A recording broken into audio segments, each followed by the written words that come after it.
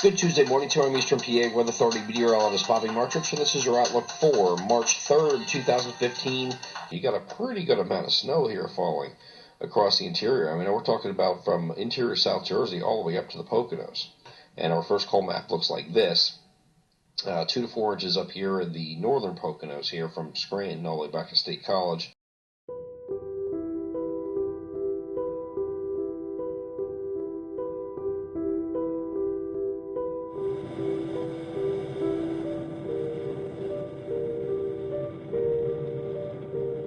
The red and pink zones are areas we're concerned about for significant icing that could be as high as 0.3 of an inch of ice.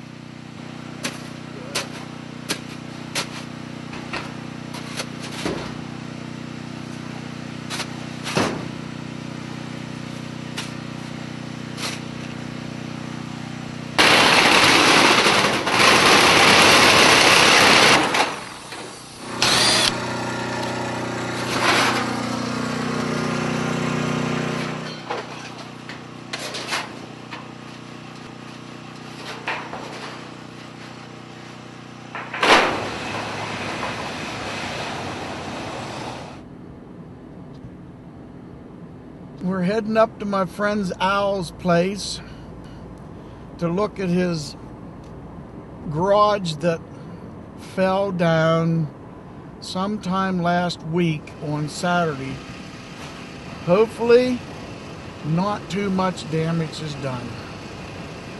The building was a metal building with metal structure inside, not well-made building. It just put me in mind of an enormous erector set.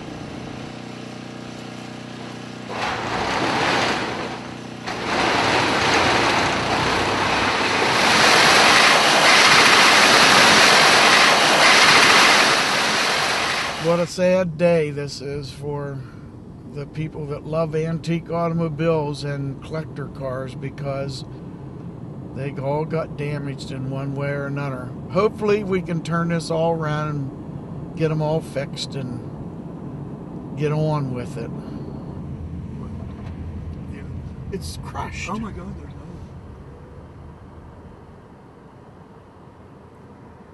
Is it? Yeah.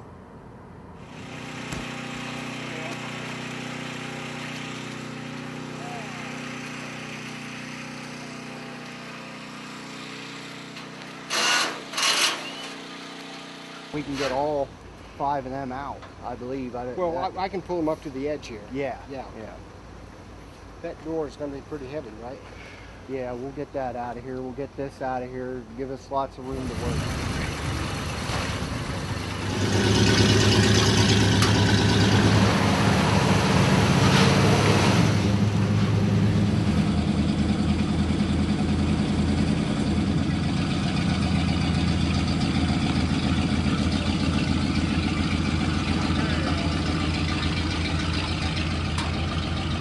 Out of the road too. The more we get out of here, the better off we are. But the thing is, I have to talk to the guy in Belfont first, so I can't do anything until tomorrow.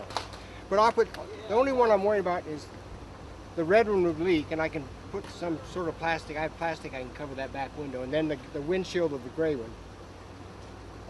I'll put plastic over that and put the cover back down. Then I'll put the windows up and the back of the Porsche too. You know, I'm gonna need a free driver today. I mean, I rode up here, Chuck. If you wanted me to drive one down, whatever, I don't care. I can put at least three, if not 4, in my carport, and no one will cover them up. No one will touch them. I got to see how many are drivable. But Yeah. I think State Farm said they would pay for the tow to a garage. So I can have him trailer one, and I can follow in one, and then ride back with him and maybe work Well, it he that way. could take 2 with his rollback, Well, one on the that's- Stinger. That's what I'm hoping. Yeah. And then I can follow them, and if we make 2 or 3 trips that way, we might be. Yeah.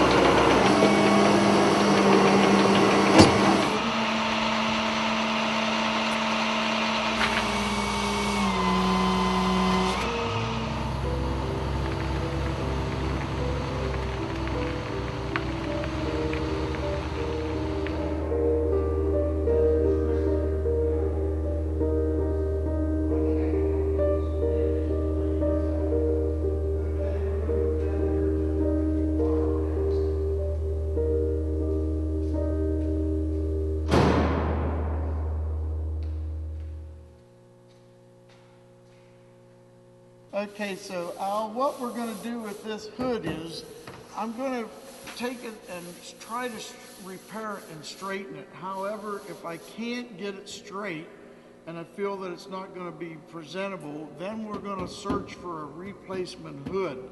But my first goal is to save this hood because it's original to the car. Now on the roof, what we're going to do is, there's no parts involved in the 300. It's just the roof and the... In the 55 300. Yeah. It's just the roof and the hood. Thankfully, none of the moldings was damaged on that car because each one of these cars is pretty rare to begin with. Searching for some of the parts is going to be very time consuming.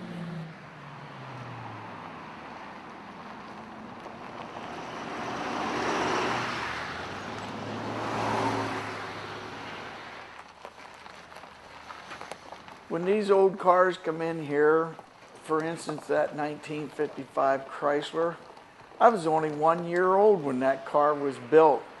And to me, it takes back the time when things were quite a bit different in this country, and the automobile business was different too. Everybody bought American-made products. That's changed quite a bit now. They're a lot easier to work on than the new cars. Everything's big and bulky and heavy, but they make logical sense the way they're made, and they're enjoyable to work on. Okay.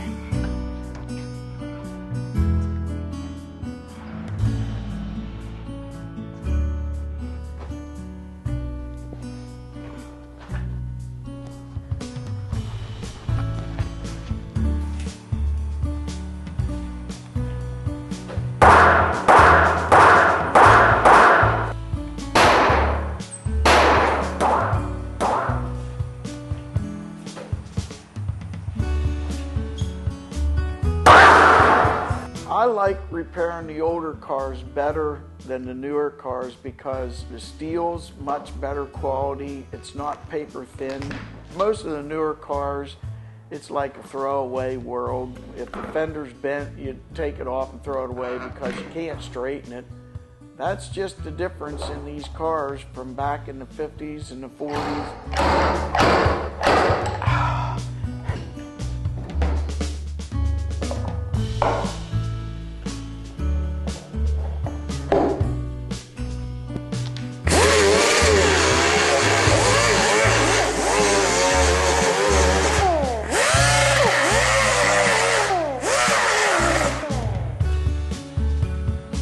I've had my hand penned in under an engine. I've had my hair on fire. I have battle scars all over me from bolting metal. I've had fingers smashed. I've had my toes smashed. Working on the 55 Chrysler was sort of uneventful except for the hood springs. One of them got me a little bit, but otherwise it was not such a problem working on it.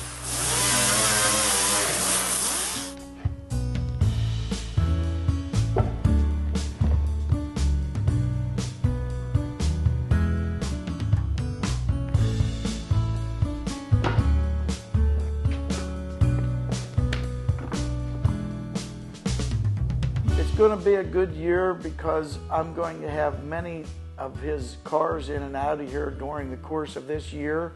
There'll always be one here for me to work on. When I have downtime between all these other headaches that I have to deal with, I'll be able to work on Al's car. And it's kind of pleasant because Al's not in no hurry to get them done, and it gives me a break from the everyday stress of hurry, hurry, get it done. We need the car. We got to get it back on the road.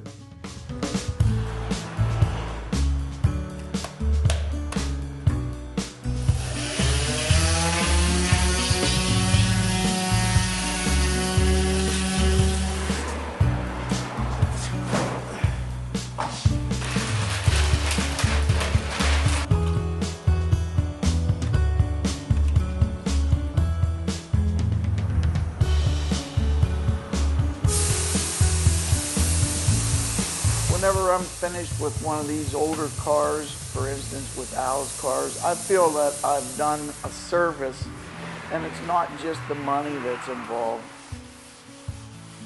I really enjoy working on his cars, and I've saved a piece of history.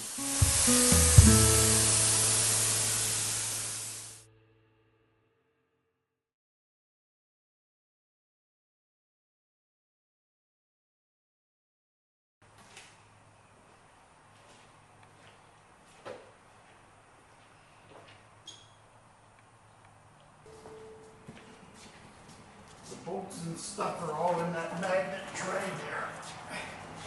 And there's studs. There's 2 studs that stick down.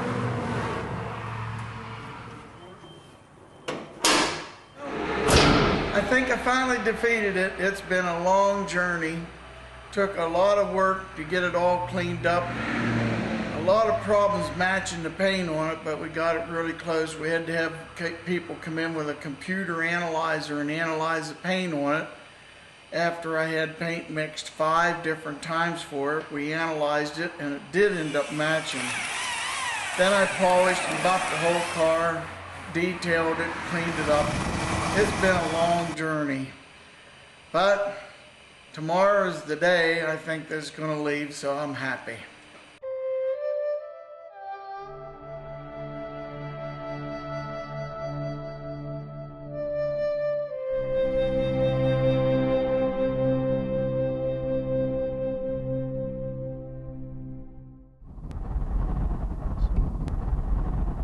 Right now we're headed south on 220, headed to Wayne's Auto Repair for me to take my first look at my 55 Chrysler after the painting and the buffing and the waxing. So it's been at Wayne's now for probably close to a month, 3 weeks to 4 weeks I would say. Some people say the 300 series was the start of the muscle car era, but it certainly was the beginning of the high performance era, because the 300 has its name because it was the first car out of Detroit to put out 300 horsepower. That's why they call it the 300. Plus it had the Hemi engine, which was probably the best performing engine coming out of Detroit at that time. And the early C300s in 55 and 56 won a disproportionately large fraction of the NASCAR races. So they were faster than the Corvette. And it was just really an outstanding car.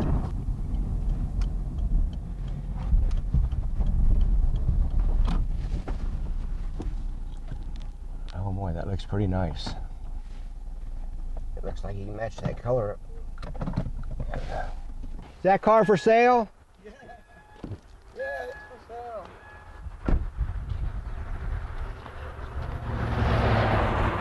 I even have keys to it. Boy, that looks nice, Wayne. Boy, it did come out good. I'm really amazed at the paint match. Well, I'm really happy with it, Wayne. You're happy? I'm thrilled to death. I'm always happy when I'm done with one of his cars, because I know it's not like an everyday car where they're just going to take it out and run it to death, and in 5 years it's going to be crushed and thrown away. These cars will most likely be around long after I'm gone.